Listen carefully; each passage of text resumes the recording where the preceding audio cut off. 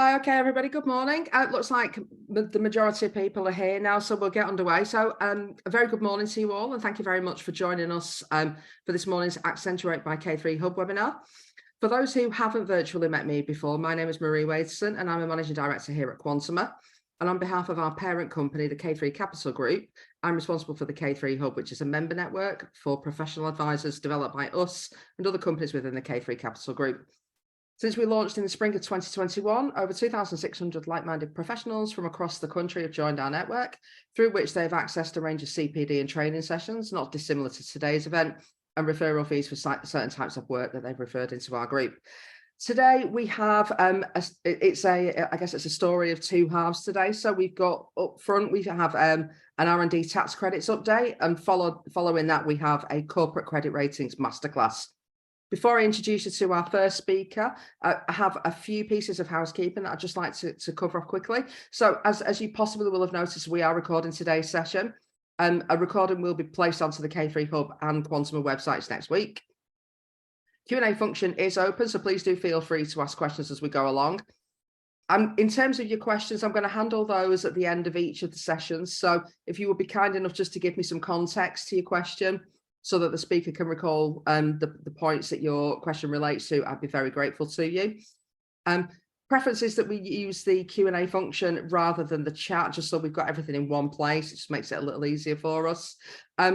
We anticipate that we are going to have quite a lot of questions today, and we potentially won't have time to cover them all. If that is the case, then we will, what I'll do is I'll pass on those unanswered questions to the relevant speaker, and they'll come back to you via email after today's session. Normally I'm always asked this, so I'll cover it off now. We normally add the presentation to the chat, but this morning we're not going to do that. Instead, we're going to share the recording and other related materials, including a slide deck next week. So do look out for that email. So, okay, that's enough of the housekeeping. So on to today's webinar. So I'm very pleased to be able to welcome back my colleague, Nigel Langrick, who is a senior manager at randd UK, who are R&D tax credit specialists. Nigel works part of a team that successfully claims R&D tax credits for SMEs. Just recently, randd has secured over 219 million in tax credits for their clients, submitting in excess of 4,400 claims with a 100% success rate. This morning, Nigel will cover upcoming changes to the R&D scheme, HMRC enquiries, qualifying expenditure, and how to identify qualifying projects. Nigel, thanks for joining us, and over to you. Thank you, Marie, and good morning to everyone. Yeah, so it's actually coming at quite a good time. We are, just about to see many changes take effect in the R&D world, and some of those are relatively important. Some of those may have been missed by some of you, and some of those, are going to drastically change how clients claim and the amounts that they're getting back. Ultimately, as you'll see as we go through, it's reining in the SME scheme to a certain extent, and increasing the RD scheme to sort of almost get them to be sort of at the same level, really, of the benefit that the companies are getting back.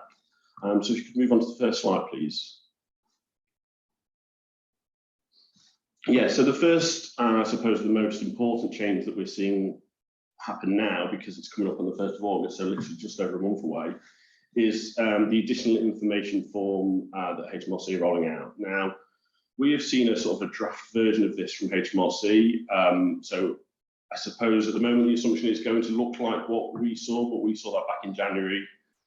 Equally, that could change, because I think we do have a call with them at some time in July. So when we see it in July, we would then be, I suppose, a better position to say exactly what it looks like. But at the moment, ultimately what it's going to be is the report in a condensed form, I suppose, is the best way to describe it. You're going to have to list all of the projects that you're making claims for, or at least, if there's a lot of projects, a proportion of those, and that proportion has got to represent over 50% of the total R&D expenditure. If it's a company that does many projects, maybe 30, 40, 100, what they're wanting is the 10 most cost-effective projects.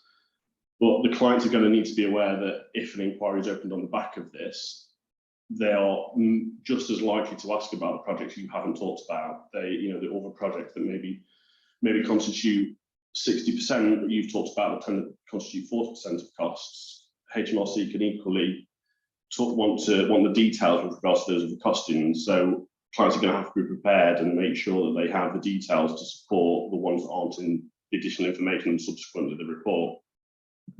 At this point, what we've seen is HMRC are wanting ultimately a list of all the projects, and then a bit of information on the projects. I think when we saw the example, I think each box had about 10,000 character limit. So in some instances, that could be everything that you include in the report, but in many instances, that's probably going to be a subsection of what's in the report. And we would advise a lot of clients to still continue to submit a report, even though it's not a requirement and hasn't technically ever been a requirement.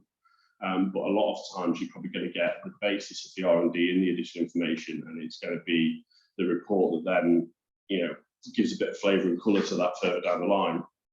And then the last part of this additional information is going to be actually linking the costs at this point to each project. So I think at the start, you're going to be putting in the total R&D expenditure that you're claiming for, and then as you go through the process, you're going to be splitting this down per project. And ultimately, you'll get to the end, and if you're £1 out, they'll tell you you're £1 out, and you have to go back and find where you've put that error. So it's one of those things that they're getting a bit more tight on wanting project-specific costings, and when they are then looking to inquire into these jobs later on down the line, it might be that they're picking 1 or 2 out and they're wanting, to investigate the technical aspect, but also make sure that the costings marry up to what we're saying is the overall cost of that project and the R&D expenditure in total. And then the next part is this advanced notification. This has been something that has been talked about for a number of years, coming into accounting period beginning April 23. So in real terms, this isn't going to affect you until your March 24 year end, but if you've got some short periods, you've just got to be aware of that. This is where we're looking to notify HMRC of the intention to claim, and it's got to be done within 6 months after the year end of that intention to claim. Now, originally, HMRC has suggested that clients and companies who'd made claims for 3 years wouldn't have to do this. They've actually changed that to if you've made a one claim in the last 3 years, you won't need to do this. So those are clients who've got ongoing R&D credit claims being made. It's kind of just assumed at HMRC that they're going to continue to do it. But if you take on a new client who's never done R&D before, or one of your clients suddenly starts to implement projects that you believe may qualify, then this is where you kind of got to be looking to make sure this notification is made within that 6 months. Now, again, we saw sort of a draft version of this, and it seemed like it's very straightforward. When we were on the call with HMRC, it didn't take him long to go through this process at all. It's just one of those other little tasks that you've got to, put a note in your diary to make sure it's done, really. And again, it's something that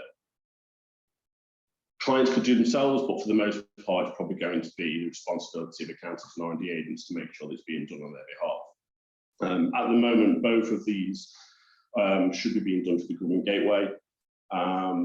But clients will obviously also be able to do them themselves. But again, we've sort of seen if that's going to be just added to, say, your government gateway as advisors, or if it's going to be sort of a separate login or a login specific to a client. And until it goes live, I suppose it's difficult for us to know that, or at least until we absolutely see the final version of that before it going live sometime next month. And then I suppose this is moving on now to the actual changes that are really going to affect what your client receives, and if a claim suddenly becomes less of a priority for them because they're suddenly getting less back. So I'm sure most of you will be aware that the enhancement for the SME companies is reduced from 30% to 86%. So that is the uplift that we can put on the tax return in order to reduce their profits, put them into a loss-making position, increase their loss, whatever it may be, for those companies to then surrender a loss if they have it for the tax credit, which again is also reducing from 14.5% to 10%. Although in the spring budget there was an announcement that I think because probably it's a lot of pushback on this. What about those really R&D intensive SMEs, which are the companies that the whole sole business setup is for advancements of science and technology, looking to produce new products, new processes. So the government did then reverse the sort of 14.5% to 10% back to 14.5% for these companies, but they have to have 40% of their total expenditure in the accounts being qualifying R&D expenditure and included in the claim. And then the next update being the increase in RDEC. So this sort of reverts back to the point I made at the start, where the benefits and the cash benefit that these companies are receiving is sort of being narrowed. So, that going from 13 to 20%, suddenly the gap is narrowing, and then it leads on to the final point of, is that ultimately going to end up with the merging of the schemes? Now, consultation was closed, as said there, on the 13th of March. Government considering responses. We'll just have to wait and see on what any decision on that is. Ultimately, it could come in the autumn statement, but it could also, it's likely drag on for a year or so, and we'll see it further down the line. These changes seem to suggest that may be something that happens in the future. Obviously, there's other issues at stake there, because an SME company can claim for their subcontractors where an RDEC company can't. So if they're merging them, what happens with that expenditure? And again, it's just something we're going to have to sort of wait and hope ultimately that it doesn't happen, because I think at the moment most people in the R&D space, a lot of companies that claim believe that the SME scheme has a worthwhile place in the UK economy, but all indications are that eventually they will sort of come together. I think it's worth pointing out that these financial changes for an SME sort of are going to reduce the benefit on average by 26%, and it can be as low as 10%, but it can be as high as 40% for profit-making companies. And for companies that are loss-making before an R&D claim is made, the benefit to them is probably going to be lowered by up to 44%. So it's quite a significant decrease for those clients. On the flip side of that, the RDEC companies are probably going to see between a 40% and a 55% increase on the sort of cash value benefit to those companies. Traditionally we've sort of seen the benefit at 33% for an SME company. Obviously, a reduction on that is quite significant. I think we're going on to the next slide then, please. Yeah, so now we just want to sort of cover off the changing landscape of R&D. I think, over the past year, I've taken calls from a number of accountants. We know, ourselves have seen an increase in HMRC inquiries. I think this is, the multiple reasons for this. There was a period through COVID where inquiries into R&D probably dropped off a fair amount. Government resource, HMRC resource was directed elsewhere. And as we know, and as has been reported widely, the scheme, became, I suppose, a target for people looking to make spurious claims, and they saw it as a quick win and an easy way to get money, which for a period of time, there's evidence to show that was the case. Obviously HMRC have seen that, and they want to sort of revert the scheme back to what it's there for, and making sure that the money's being funneled into the right areas of the UK economy. So what we've seen with regards to these inquiries is a complete change of tact. Previously, and I suppose as is in many other tax inquiry cases that HMRC will launch, the inquiry is opened and it's managed by a caseworker the whole way through.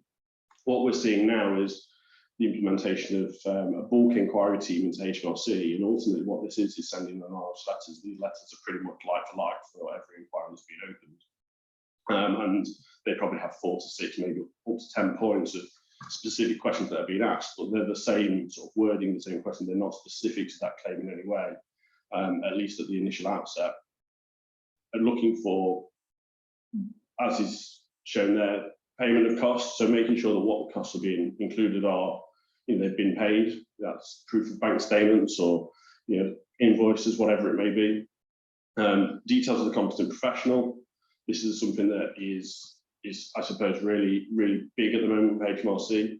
Something that maybe a lot of reports in the past haven't included or haven't really given enough detail on. Who is the person within that business that has the knowledge, that's leading the thinking behind the projects, and then also the details of the advancement. So what is it that the company is trying to do with this project?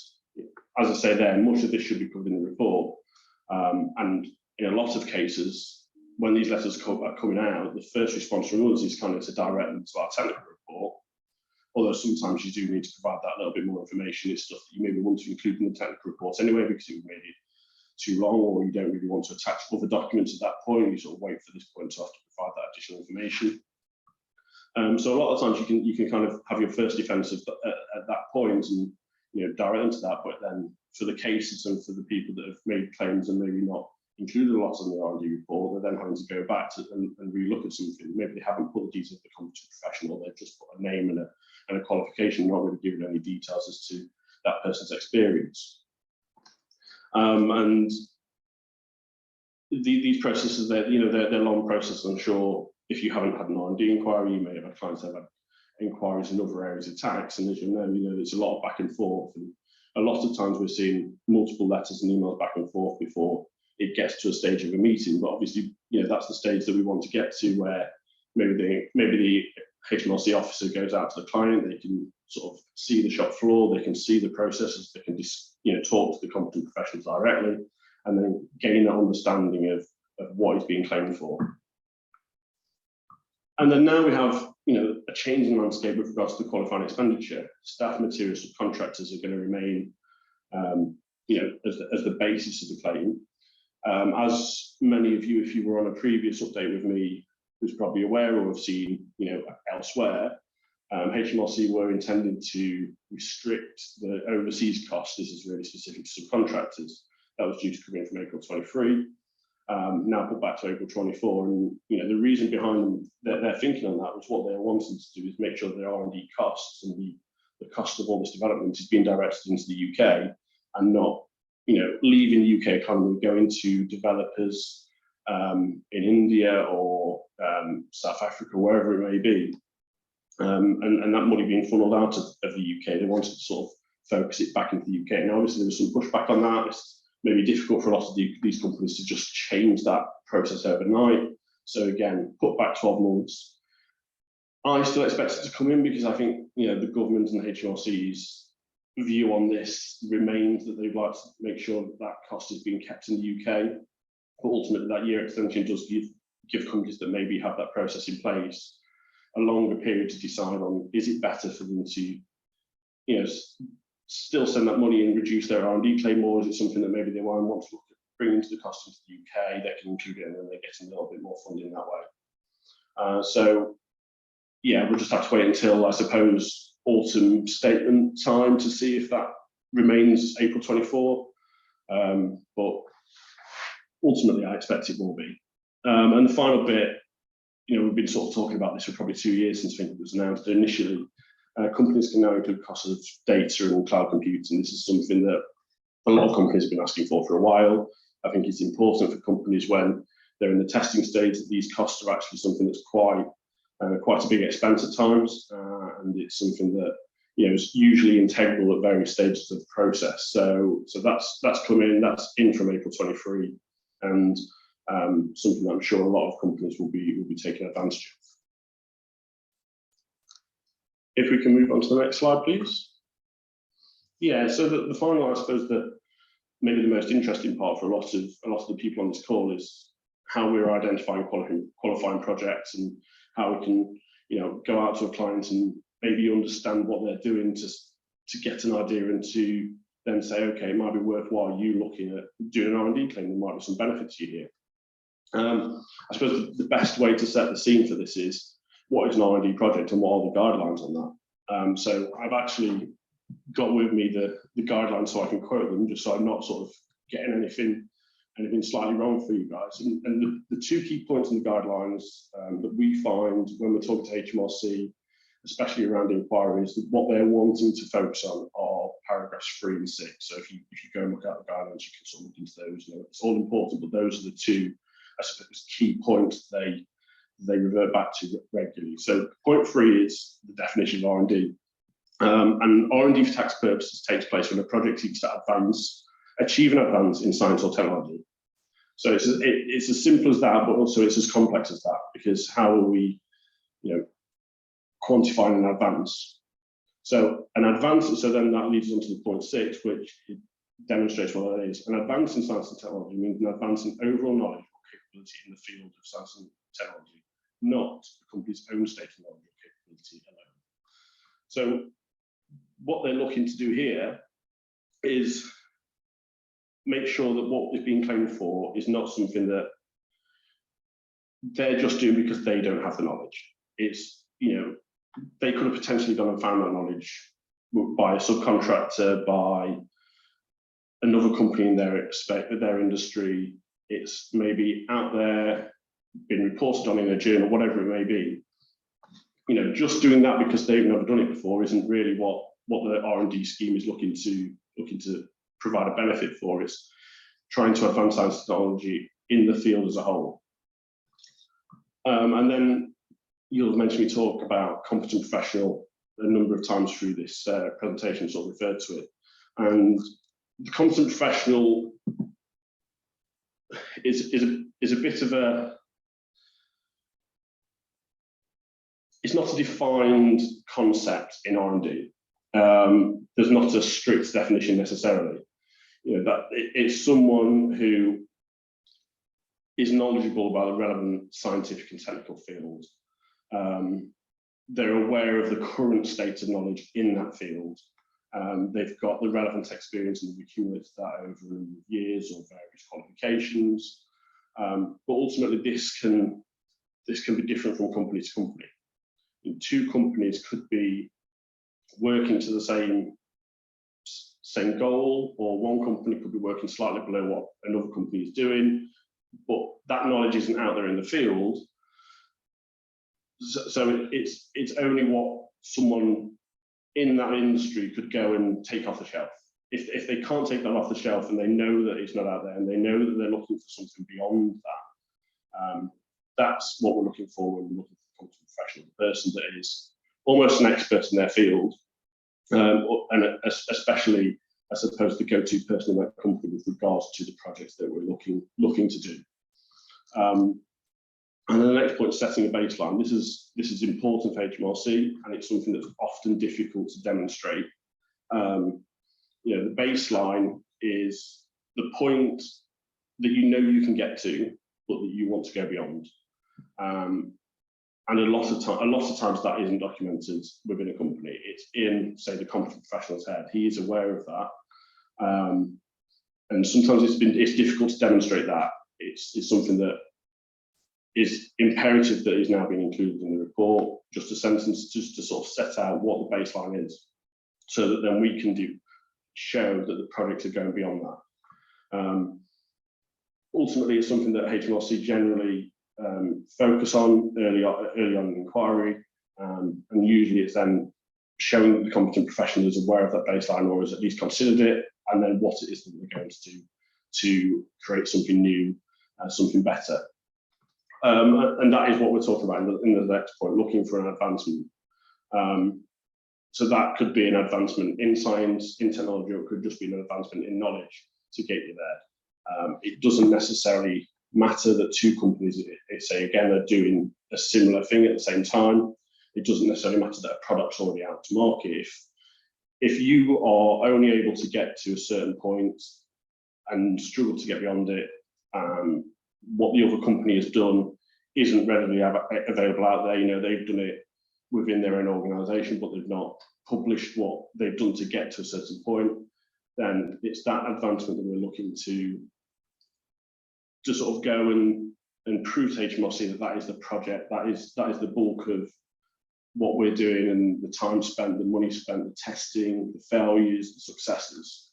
So I'll give you a few examples of clients that we deal with that maybe could relate to some of the people that you deal with and clients that you have. So the first one, a powder coating company. They're working on powder coating for high-end engineering clients, be it in aerospace or defence, and their usual powder coating processes adhere to certain metals, certain plastics, whatever it may be. A product that's being developed for the aerospace industry, for example, uses a new compositive metal or something that hasn't been used in that application before, and the powder coating process isn't working, isn't bonding properly, is leaving failures or whatever it may be.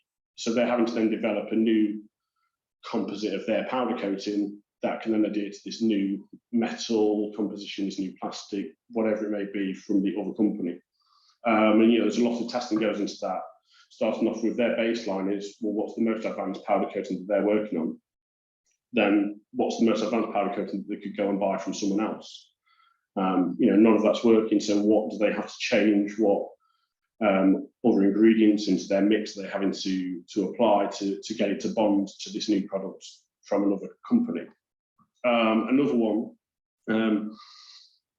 a metals producer. They supply parts and elements of wind turbines, and they're looking to improve the efficiency of wind turbines. So therefore, the metals that have been used up to date, they have a certain, I suppose, peak performance, and they're wanting to go beyond that. So what alternative metals can they use? What reductions in weight, reductions in thickness, whatever it may be, to make that wind turbine more efficient, while also making it cost effective to be produced. And then the final example that I will share with you is a company that makes production lines or robotics for production lines, and they were asked by a pharmaceutical pill dispenser if they could produce a product that would help them reduce problems with contamination between different batches, different types of pharmaceuticals. The problem that arose is a lot of pharmaceutical dispensers dispense a single pill at a time, and ultimately, if one gets stuck in the machine, it then potentially finds its way into the following batch, which may be a different drug. What they have worked on is how can they create a machine, a robot that can dispense more pills. So therefore, the likelihood of clogging, if it happens, is more likely to be caught because it's not just one single pill just stuck somewhere in the system, and ultimately should reduce over time, or almost instantly, the risk of contamination between batches. And that is something that I don't think they've gone to market with yet. It's something that they're sort of still working on, getting pretty close. Something that maybe you wouldn't consider is something that hasn't already been created, but clearly in the pharmaceuticals industry, it's not something that is an industry standard or widely available. So this company was asked to help them develop that over time and see if they can sort of reduce those potentials for contamination. And then the final point there about eligible fields. So this is just to get on your radar stuff that maybe you would want to. You might have a client that comes to you, say they've been approached and they believe they've got an R&D claim, but usually the fields of humanities, the arts, social sciences are very unlikely to qualify for an R&D claim. What I would say is that doesn't necessarily mean that a company in the industry of social sciences or arts or whatever can't make a claim, but their claim would need to be in a different field usually. So it might be that a company of yours that works in those areas has created a certain type of software for a certain application that is new and not widely available. They're not making the claim in the field of social sciences, etc. They're making the claim in the field of software. So it's not that companies in those areas can't claim, it's that the field that they're claiming for has to be relevant. And like I said, those areas aren't really relevant. Something that for April 23 is going to be relevant is pure maths. Now, pure maths is something that people haven't really been able to claim for. The nature of pure maths is you're kind of doing maths for maths' sake. You're not looking to apply it to anything. But something that happens in pure maths today could ultimately have an application in science or technology in 20 years' time. It's just that right now the knowledge isn't there to know what the application is. So really, pure maths has not been historically developing, an advance in science and technology, but in theory it is developing an advance in knowledge. So from April 23, claims for pure maths are now going to be allowed. And that concludes my session. So I'd now like to welcome any questions. Thank you very much, Nigel. There's obviously an awful lot going on in the R&D space, and I'm sure it's keeping you very busy. We have had a few questions in, so I'm going to just jump straight into those, if that's okay. So first questions coming. I'm just going to read these as they've come in. So what if the competent professional isn't an employee? And then they go on to say, for example, it could be a subcontracted specialist. Yeah, I mean, that is allowed. Many times a company will maybe, I suppose a good example is software claims. Companies developing some kind of software, and they bring in a software developer from an outside company or someone who works standalone just for the period of the project. because they don't have IT specialists, or maybe they have an IT manager but he's got no software experience, or whatever it may be. So yeah, that is okay. Something that I suppose a bit of it, not necessarily a grey area, but something that wouldn't necessarily qualify in that sector is if you're bringing in a consultant, because I suppose the definition of being a consultant is you're being paid to consult rather than, I suppose, leading the project. If you were coming in as a project lead, that'd be different. But if you're coming in just to consult on a specific sort of aspect, then the project lead, the competent professional, is probably within the company, and they're just being paid for a few hours of their time, a couple of days, or whatever it may be. Okay, thank you for that. The next question reads, what if a company in a non-eligible field has a claim not directly related to their own field? Yeah, so I think, although I mentioned it with regards to those fields there that are not eligible fields, I think that applies to, you know, a manufacturing company having a claim in software, or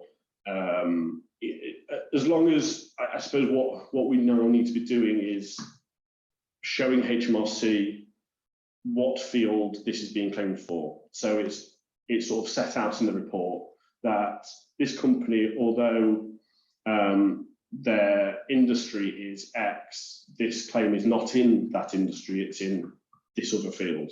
But that is absolutely fine. Okay. And the final question that's come in for you. So who determines a baseline if multiple unrelated companies are independently working on similar projects? Yeah, so I think I kind of touched on this, so I could maybe just go into a bit more detail. Ultimately, if multiple companies are working on different projects, the likelihood that the advancement being sought is out there is probably unlikely if it's sort of happening at a similar time.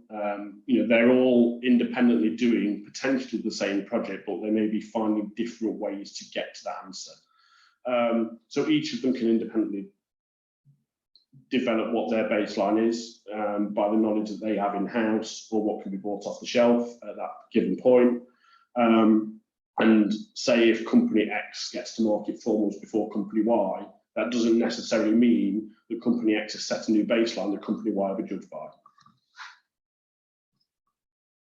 Great, thank you very much, Nigel. That's been really helpful, and I'm sure that there's been plenty of takeaways for our guests today. That draws to an end the first part of this session, so I'm going to move on to introduce our next guest. Thank you very much, Nigel. I'm very pleased to be able to introduce you to my well, he's not my colleague actually. So I'm very pleased to introduce you to James Piper. James is the managing director of and owner of Lightbulb Credit, which is the UK's first and only corporate credit rating advisory service. Last year here at Quantum, we created a partnership with Lightbulb Credit to provide a service that helps businesses to improve their credit scores. So we know James very well and think that this service is super. James, I think you're going to do a better job than me at introducing yourself and your company. So I'm going to hand over to you. I doubt that, Marie.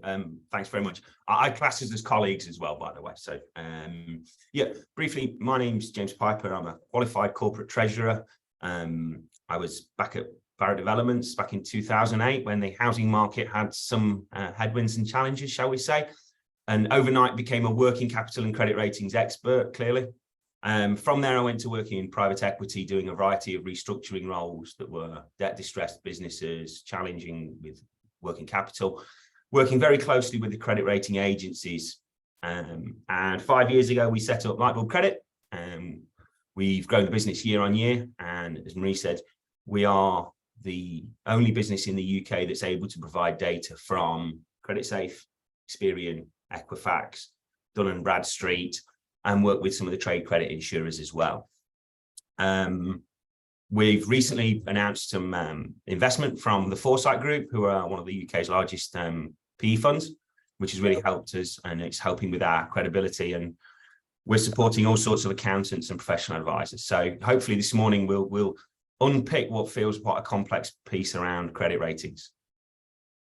Thank you very much, James. Right, so today I think we're going to handle this through a Q&A session. So this is intended to be an A to Z of credit rating. So James, I'm going to get underway here. So can you just first of all, can you just give us an overview of the UK CRA backdrop for us, please? Okay, so as I've mentioned, there are 4 main agencies in the UK: Experian, Equifax, Dun & Bradstreet, and CreditSafe. And you know, they've been participating in this market, and they're global sort of businesses as well. But given where we're at, obviously the economic cycle, COVID, increased indebtedness, and the statutory filing regulations in the UK, it can pose a lot of challenges for businesses that your audience will be supporting, working with, advising, and in some cases funding as well. Thank you. So why do credit ratings, why do credit limits and ratings vary between the major credit rating agencies?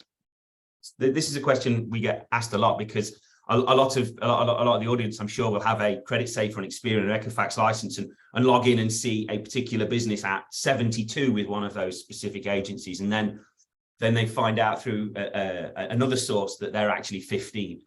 That type of disparity is not uncommon, and the reason is that the algorithms that the different agencies use take different weightings. Quite simply, some will see a larger board of directors as being financially stable. Some will see the sector that they operate in as being more volatile and likely to be insolvency.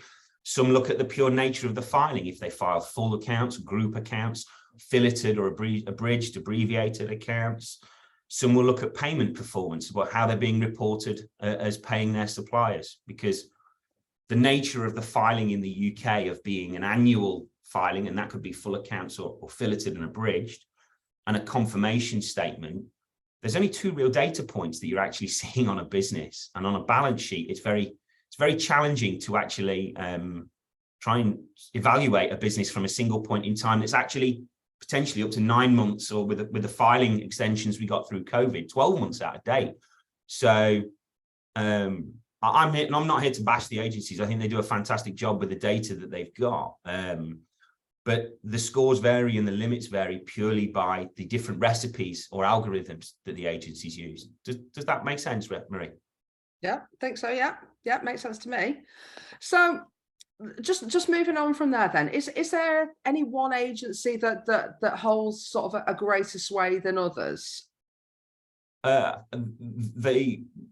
not at all. It's a sort of it's a very diverse market. 4 players, well established.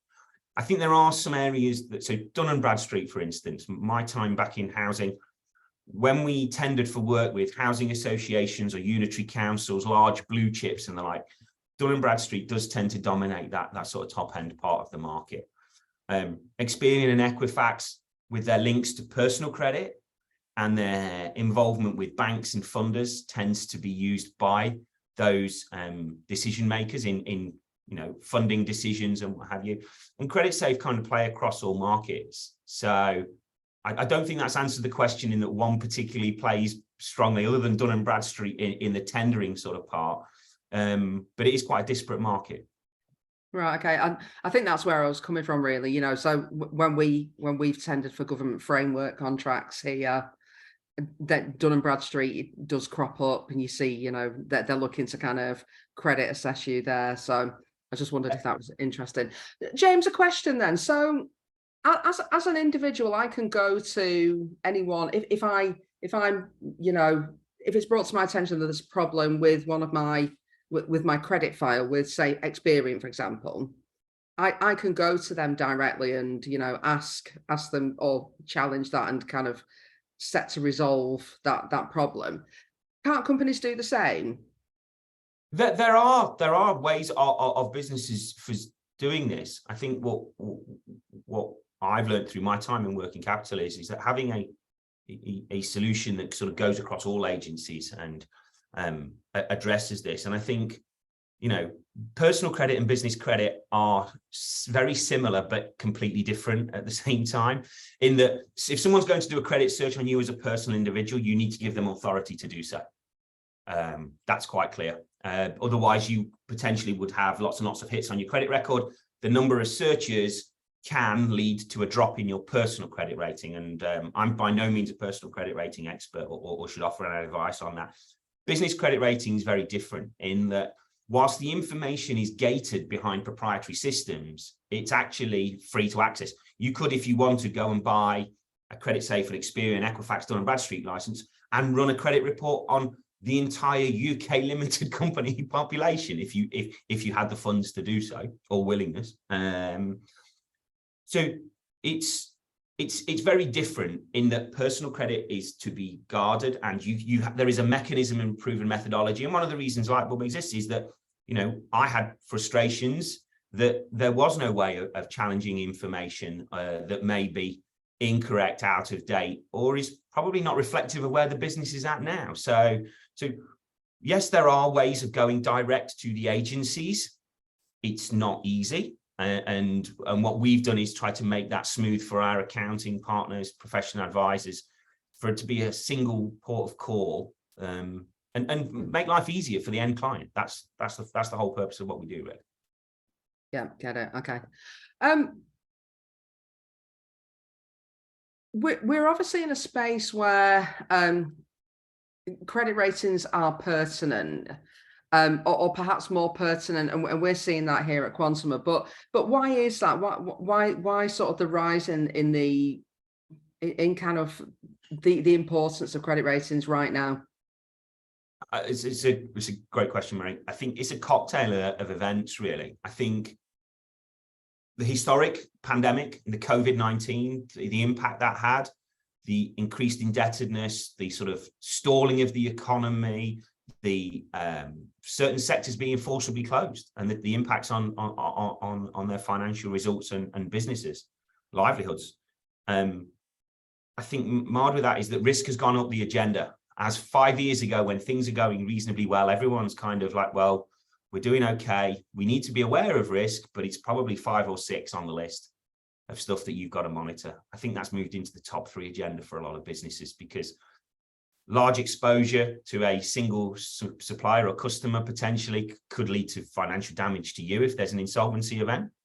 I think there's a credit awareness has happened. I think the final element is that the CRAs, the agencies I've mentioned, their solutions are web-based now. They're incredibly user-friendly. They're intuitive. They're come down in price, if I'm honest with you, as well. As I suspect the initial investment in those systems has largely been paid for, and the market's become more competitive. So more SME businesses will buy a CRA system as part of their credit risk management now. So I think the volume of searches has gone up because of the credit risk backdrop. I think access to the data has gone up because pricing and the quality and the beauty of the front end product and ease of use, and the fact that risk's gone up the agenda. So I think that cocktail of events has meant that ratings matter now more than ever for businesses. And I think, you know, certainly from our experience of dealing with SMEs and mid-corps all the way up to PLCs, search volumes are high at this point because there's a credit awareness around people. Okay, very interesting. What influences credit ratings and can either increase them or on the opposite way, decrease them? So there's a whole host of factors that go into the sort of the recipe or the algorithmic. So what's publicly available on Companies House, the timeliness of that data, the sector that you operate in, the number of directors in the business, the payment performance. A lot of the agencies now, as part of their web-based products, they actually try to gather information as to how people are being paid themselves. And that sort of early indicator of liquidity and adherence to terms is a significant factor now in ratings and limits. So there's a lot of things that influence the credit rating. Filing your confirmation statement, your SIC code is a key one. A quick example, a business we support in Bromsgrove from a while back. He was a specialist manufacturer of oil and gas connectors, did magnesium works, real high value, 6-year order book, brilliant business, fantastically profitable, terrible credit rating. The guy, Dominic, who runs the business, his sister-in-law was helping out with some of the admin in the business, and she filed his SIC code as that of a rice grower, which in the Bromsgrove area collapsed his credit rating. It's seen as a high-risk business. So, so just that sort of corporate hygiene piece around making sure the information that's out there is true, fair, accurate, and relevant. Great example there. Thank you very much for that. Today, so I'm just going to jump forward here. So today we've got quite a diverse audience with us today, and they draw from three primary areas. So we've got accountants, we've got lawyers, and we've got lenders on today. So I wouldn't mind just taking each of those audiences in turn. So James, I'm going to look to accountants first. So why should credit ratings matter to accountants and their clients? So accountants are probably the most trusted external advisor to a business. They're the guys that have been there with the business. They work with them, they grow with them, they understand them, they know what's going on. Therefore, they're in a position to understand what the needs of those businesses are and offer them the best advice that they can. So I think understanding how credit ratings impact their clients and particular sectors that are very sensitive to working capital. You know, my background, construction, manufacturing, logistics, professional services, where you're tendering for framework agreements with the NHS and the like. So accountants understanding the risk backdrop and how the agencies work and being able to sort of add value and insight to their clients. It's the most trusted position, as I say. So, you know, we support lots of accounting practices. And I think it's that bit where going beyond just compliance of, you know, the traditional sort of compliance model of we do the tax return, we do the VAT. It's that understanding and engagement with the client where the client's so bought into you as the accountant, they trust you, they want your help and advice. And it's just another tool in their toolbox where you can actually add some insight and value, I think. Good stuff. You mentioned working capital there. So how about you know, businesses looking to raise finance? So that's a really good point, Marie. And I'm apologies. There's three key areas where we help accountants and professional advisors with their clients. So we talked about working capital. So being able to improve your supplier terms from pro forma or 15 days or a fixed credit limit of 50K to £250,000 has a huge impact on the working capital. So that's area one. Second bit is in raising finance. In that at the lower end, and you know, and that end gets bigger and bigger as more lenders move to algorithmic decision-making tools, online portals and the like. A credit score will be used in that credit decisioning. And that's there's two parts. There's the go, no go decision part at the front end, which is if you're below a certain hurdle, it's a, sorry, thank you very much, we can't help you. And then the further up the food chain you go on those credit ratings, it will impact the ratings. And, you know, we've seen ratings change from the base rate moves where, you know, people could, with very low risk credit ratings, could borrow money as low as 4 and 5%. Now that sort of baseline's moved up 8, 9, 10%, and the top end stuff's north of 30. So the interest rate that a client has can greatly impact the rate that they pay and their access to finance. I think the last bit comes back to the tendering piece, is that if you do tender for work or you participate in those sort of processes, understanding how your clients are rated before they do that can save them a lot of time. And just another quick example, we talked about this one, Maria, yesterday, the air conditioning business that we supported just about 2 weeks ago. You know, they filed their accounts, they'd had some exceptionals, there was some challenges, actually trading very well, tendered for a 3-year incumbent provider as well, on a large infrastructure business, air conditioning provider. And, you know, being able to help them through that and help them understand where the challenges were and present that. You know, as I mentioned yesterday, the MD sent me a really nice note saying that we've got 12 people going on summer holidays this year because they've retained the contract.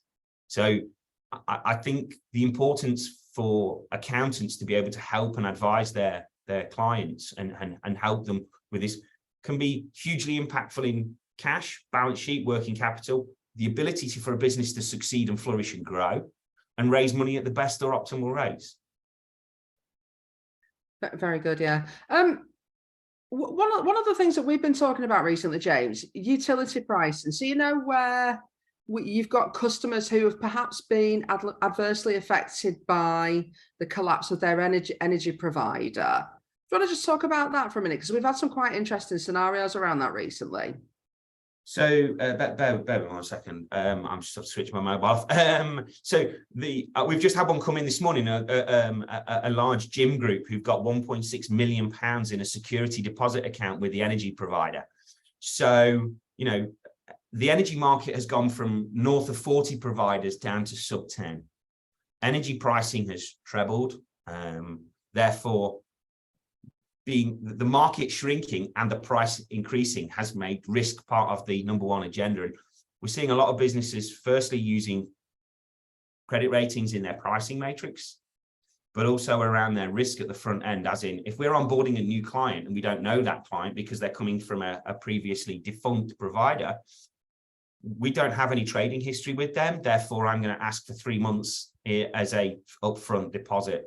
And that additional liquidity drain can be crippling for a lot of businesses, especially if you've not got a forecast. Well, exactly, and that's what we've been seeing recently. Yeah. No, that's super interesting. Thank you. So moving on then to lawyers. So we've talked before about, you know, the key times in a business life cycle where ratings, you know, they might play greater relevance to the types of clients that they might be working with. Should we just look at some of those, you know, kind of transactions, you know, transitions and so on? So having just recently gone through this, Joy, myself here, yeah, I think lawyers engage and involve and help and support clients during some of the most stressful points of their business life. There's usually a transaction, which is a positive growth thing, or there's some potentially insolvency advice or restructuring or that sort of stuff, and that's a.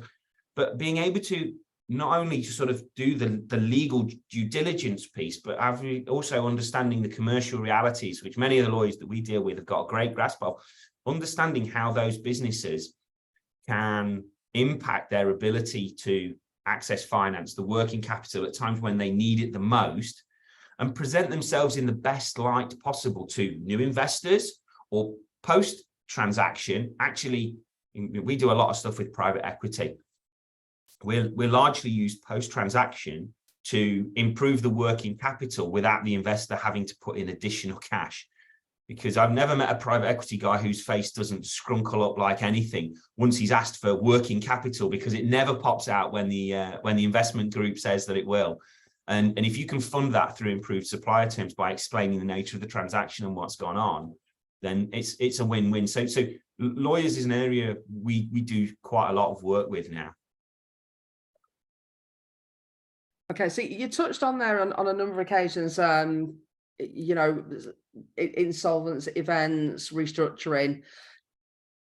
So we've done some work together where sort of in a post sort of insolvency, you've been able to, you know, influence positively a credit rating of a business that's coming through the other side of an insolvent event. So a CVA or a pre-pack, for example. Do you want to just, have you got any examples there that we could talk through?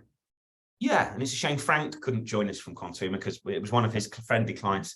So a CVA is something that's difficult to work through, but once it's completed, the agencies can make you feel like you're on the naughty step for 12 to 18 months hence. We're able to explain to the agencies what's gone on and show year-to-date MI and trading. So we can help there. I think one of the areas we've seen a lot of work is pre-packs and that insolvency event, and certainly with COVID levels of debt and pricing increases, some businesses, and we've seen the stats, Marie, you'll know this better than anyone, and there are certain sectors that have been really harshly hit. If there's good trading assets that come out of those and they're purchased, they will go into a new co. But there are new cos and there are new cos, and the two are very different. And being able to explain to the agency that this business, although it's a registered new entity, it's got a trading book of £7 million because it's been purchased from a previously trading business. It's got a good book. It's got contracts. It's got these assets, because they're not going to file for 12 months of trading and then 9 months. So 21 months can be a long time for that business to stand as a newco with a credit limit of, say, £500 and a rating of 42 out of 100, the generic newco sort of startup business. So that's some of the work we've been able to help and support with there. But, you know, as we go through this economic cycle and we're going to see more and more and more of those sort of events, then yeah, it's an area we play in really strongly. Very good. I mean, it's something that we've seen a lot here, you know, in terms of the rise of the administration and the pre-pack. So I guess for the advisors on today's call, knowing that that's an option or a possibility is probably quite useful. I think we're only going to see insolvencies, you know, increase, I think. James, one of the things I wanted to ask was around EOT. So we ran a webinar a little while ago, and it's probably our most popular ever webinar. So EOTs are very, very much sort of the thing of the moment. Lots of interest in them. What does the credit rating environment look like in a post-EOT environment?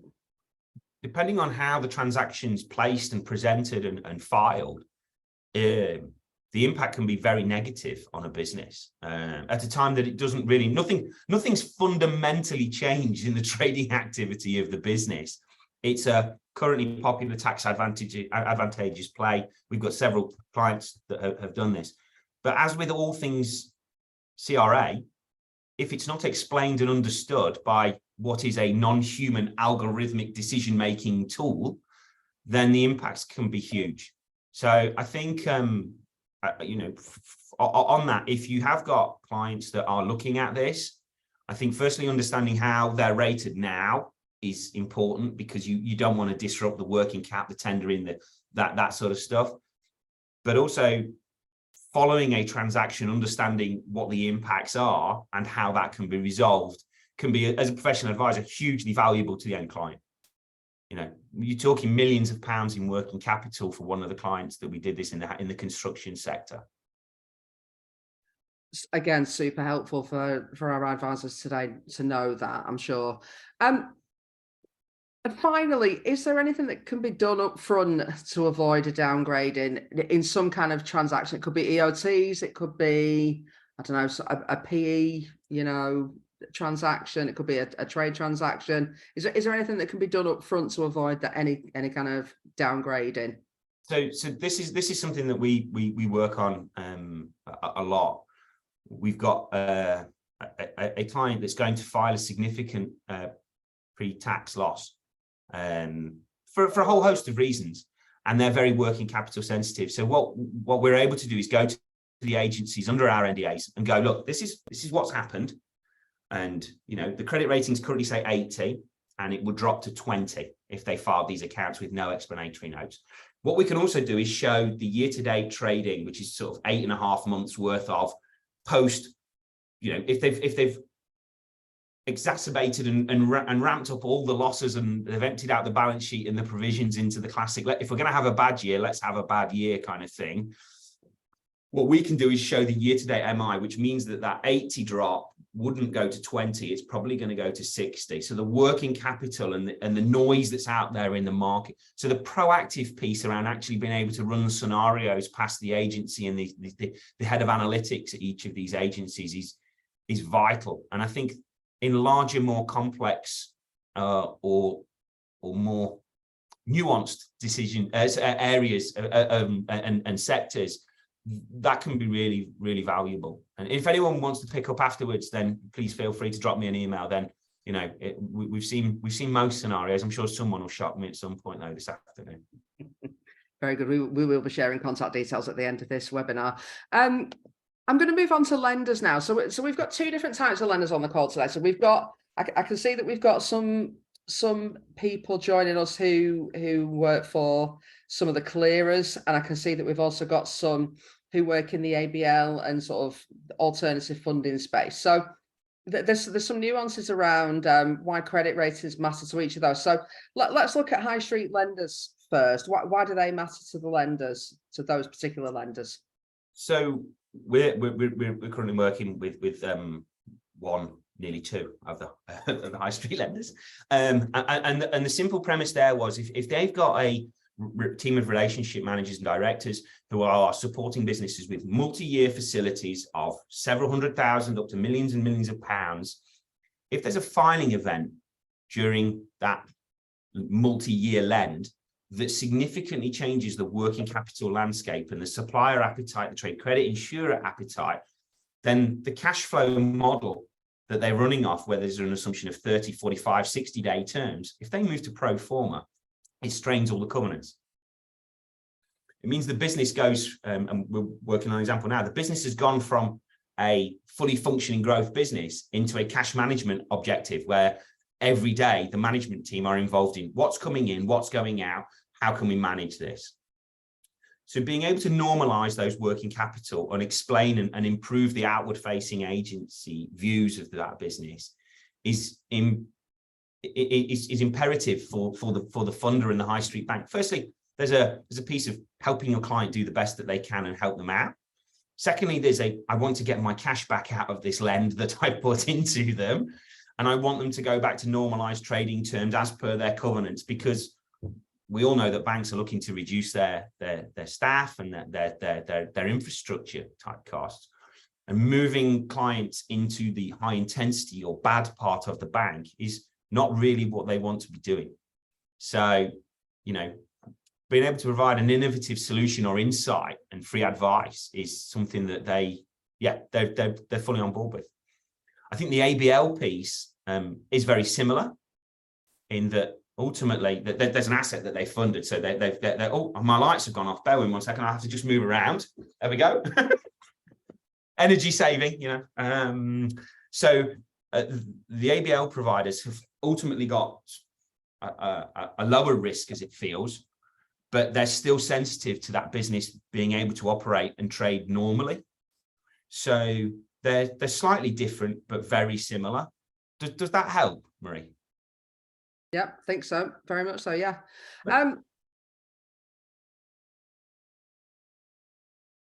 Right. Okay. So how do you work with professional advisors to help their clients then, James? So this is where people will largely fall off their chairs. We offer free insight, and that's our business model, is that if you have a client and you wish to see how they're rated by all the key agencies, you can access that via our partnership with Quantuma. We bear the cost of that data. So the free credit insight is the first part of what we do. If there's an area where we can help, we offer a 15-minute free call and access to our ever-growing team here. And we're helpful, and we want to support businesses through that.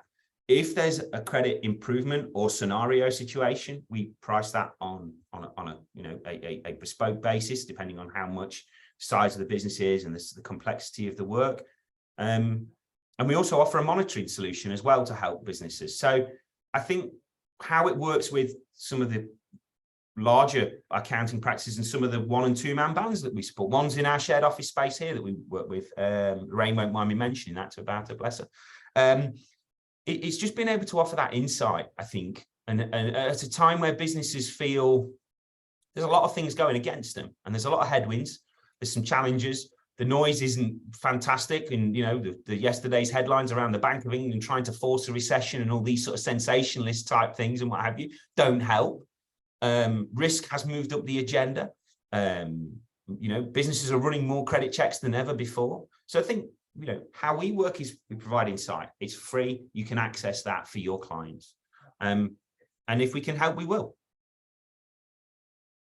So James, what kind of timeframes are we looking at? So let's say, we've got somebody on the call. We're going to share a link towards the end of this session, which advisors can kind of go to and request free credit reports. But what kind of timeframes are we looking at for, the credit reports to come through with some analysis, or if there was a sort of a need for a credit rate approval? What kind of timeframes are we looking at? So this is where I'm moved into my own office post investment, because if the team could hear me, they'd kill me. So it's an automated API driven report. It'll be with you within 45 minutes. It's a bespoke report with some search volume data, the maximum and minimum credit ratings, a real general overview of how the agencies view that business and how it's changed in the last 12 months. As far as having to help a business with an improvement in those situations, our work times are 72 hours. So it's quick to deploy. We've spent a lot of time and a lot of resource on building those relationships and the ability to share information with the agencies and get rapid and positive feedback. Okay. So you mentioned about sort of early sort of free sort of insight. What as you move through the different range of solutions, you know, where does your pricing kick in, and what kind of model do you operate? So you know, our sort of single agency solution, if there's a bespoke problem for a small business, our solution starts at £1,000. We've done complex group asset restructuring pieces of work across, which has gone into the tens of thousands of pounds. But I would say on average, our engagement for a business of a 5 million turnover that's looking with a single agency issue, the success fee, and it is a success fee, we only charge if we actually achieve what we say we're going to do, would be £3,350. So, you know, if you can potentially put £250,000, £500,000, or several £1 million back on your client's balance sheet through improved terms, it's one area we don't get a lot of pushback on, actually. Bit of a no-brainer, really, isn't it? Right, just before I wrap, well, I'm just going to wrap up the questions now. Before we've had quite a few questions in, so I'm going to move on to those in a second. So James, just in a nutshell then, to wrap up, top 3 takeaways for the advisors on today's call who might need either today or in the coming weeks to, you know, help their clients, or might want to help out clients address some of the credit limit and credit rating challenges they may have. If you work with a client who's working capital reliant, looking to raise finance, tenders for work, get our free report and take it with you to your first client, to your next client visit, or email it to them, because it's effectively you stepping outside of their business and seeing how the multi-agencies view them. They may well have a license for Credit Safer Experian and have a single lens view, but actually stepping outside and seeing the disparity, search volumes, and the insight is useful. I think the second piece would be to just be aware of the fact that, you know, this is an innovative solution and it faces a lot of skepticism. You know, a lot of people say, how do you do it? How do you move a credit score from 15 to 86? And it's an informational service that we can help with. So please, you know, do feel free to challenge us and ask us any questions. It's not witchcraft. It's not some dark art or anything like that. You know, we're very transparent in how we work with you and helping support your clients. And I think the third thing is that these are your clients. They're not our clients. We want to help you to be the best professional advisor you can be, whether that's an accounting position or a legal advisor. Having this in your toolbox is something that's proving incredibly useful. Does that help, Marie? Yeah, I think so. Yes, I mean, we here at Quantum, we see James, you and your team as a sort of an extension of our own, and it's one of the tools that we take out when we're advising businesses. Right, I'm gonna jump into some of the questions that we've had in now. So John has asked, if a company has a query on their credit score, would they have a better chance of having it reviewed if they use somebody like Lightbulb Credit to ask for them?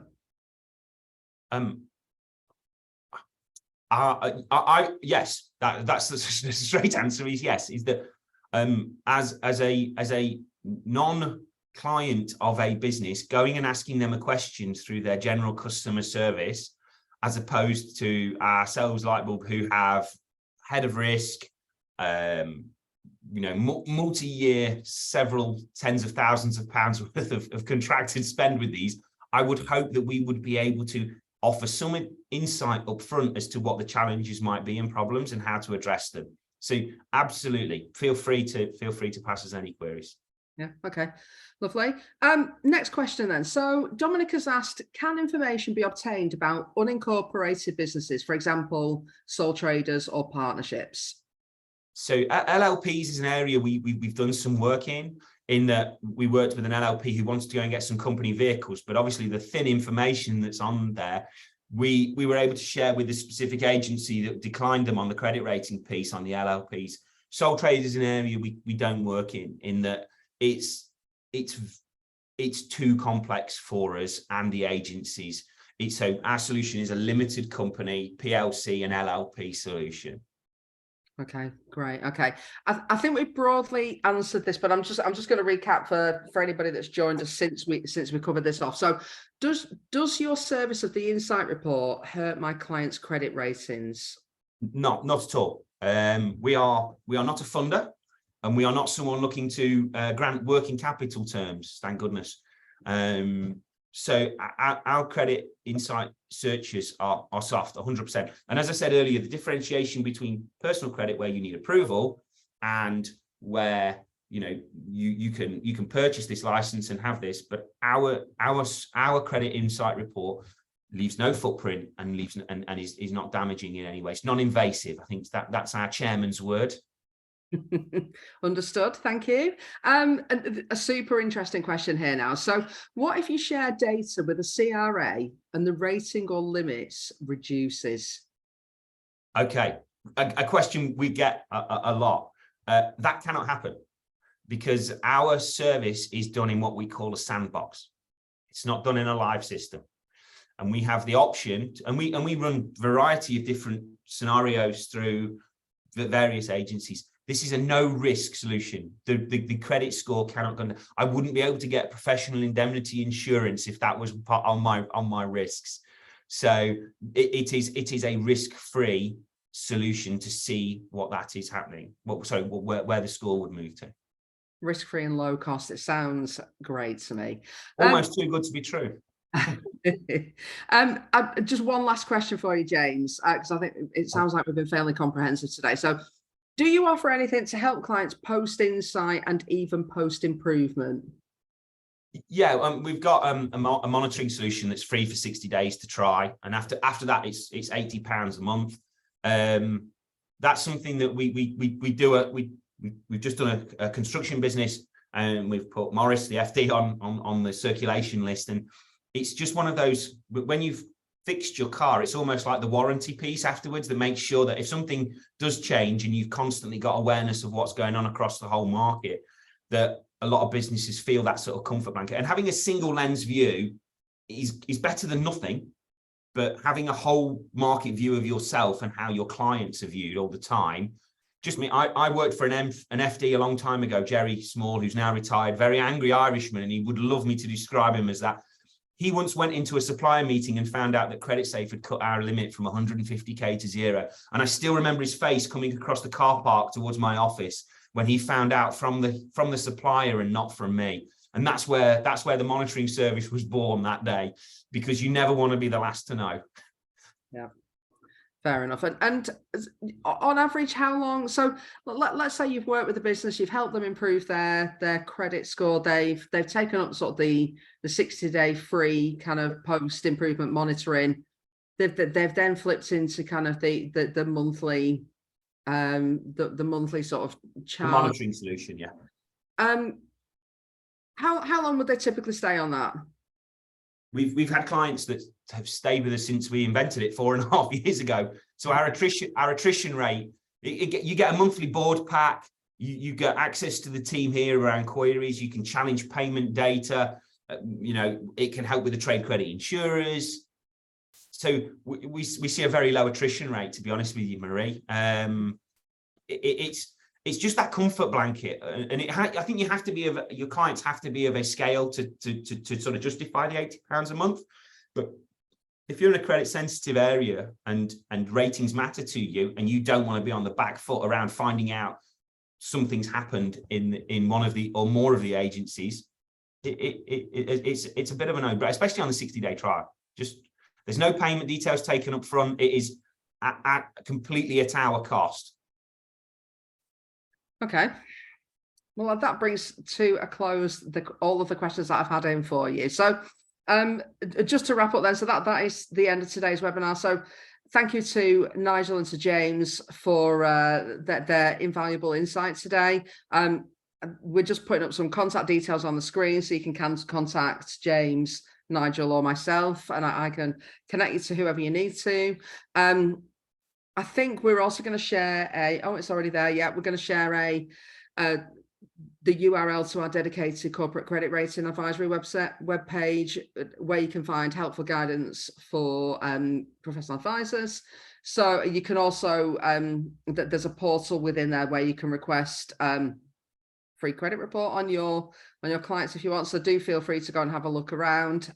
We will circulate this URL with the pack that we're going to send out next week. In the meantime, thank you very much for joining us today. We're going to take a short break now over the summer, but we're very much looking forward to seeing you again in September, where we'll start up with the CPD sessions and more technical and market update sessions for you. So in the meantime, all that remains for me to do is wish you all a very good weekend. Thank you for your support this year, and thank you for joining us, and also thank you to the team in the background who are helping to run these sessions for me. Have a great weekend, everybody. Thanks, Marie.